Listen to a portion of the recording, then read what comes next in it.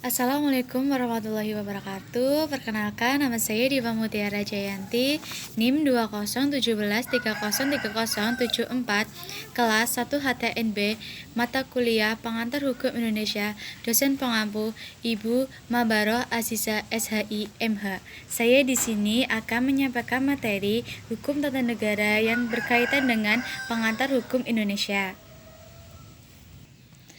Definisi hukum tata negara secara umum dapat dilihat dengan mempelajari hubungan antara hukum tata negara dengan ilmu lainnya seperti ilmu negara. Menurut para ahli pengertian hukum tata negara, menurut Wade and Phillips, hukum tata negara adalah hukum yang mengatur alat perlengkapan pada suatu negara yang meliputi tugas dan hubungan antar perlengkapan negara tersebut. Pengertian asas-asas hukum tata negara. Pengertian asas menurut Kamus Bahasa Indonesia, asas adalah dasar, pedoman, atau sesuatu yang menjadi pokok. Asas dalam hukum tata negara dapat dilihat dalam Undang-Undang Dasar yang merupakan hukum positif dan mengatur mengenai asas-asas dan pengertian dalam penyelenggara negara. Asas pokok hukum tata negara.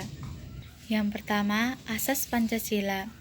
Negara kita berideologi Pancasila.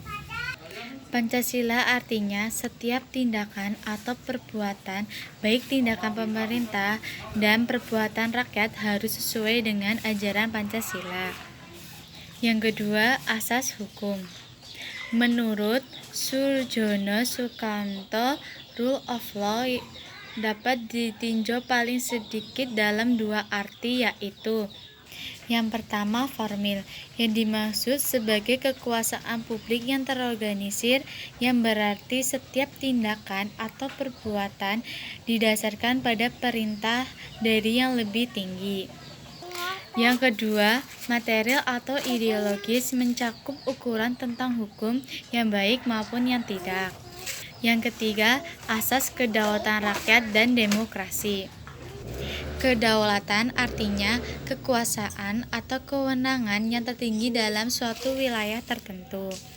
Sedangkan kedaulatan rakyat artinya kekuasaan itu ada di tangan rakyat sehingga dalam pemerintah melaksanakan tugasnya harus sesuai dengan keinginan rakyat. Yang keempat, asas negara kesatuan. Negara Kesatuan Republik Indonesia memiliki beraneka ragam suku, bangsa, budaya, ras, dan lainnya yang merupakan warisan dan kekayaan yang harus dipersatukan, yaitu Bhinneka Tunggal Ika, yang semboyannya walaupun berbeda-beda tetapi tetap satu. Kita harus saling menghormati satu sama lain dan menghargai satu sama lain dan tidak boleh membedakannya. Yang terakhir, asas pembagian kekuasaan dalam check and balance. Pemisahan kekuasaan berarti bahwa kekuasaan negara mengalami terpisah-pisah, yaitu atau kekuasaan negara itu terpisah-pisah. Montesquieu mengemukakan bahwa setiap negara terdapat 3 jenis kekuasaan, yaitu biasa disebut dengan trias politika. Yang pertama eksekutif, yang kedua legislatif, yang ketiga yudikatif. Tujuan adanya pemisahan kekuasaan agar tindakan sewenang-wenangan dari raja dapat dihindari dan kebebasan dan hak-hak rakyat dapat terjamin.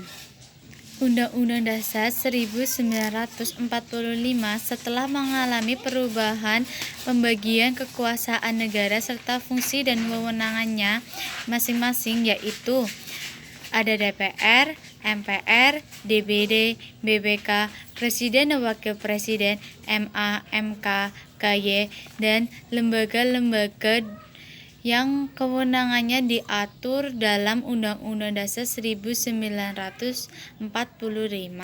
Sekian, terima kasih. Mohon maaf apabila ada kata yang kurang berkenan dalam penyampaian materinya. Terima kasih. Wassalamualaikum warahmatullahi wabarakatuh.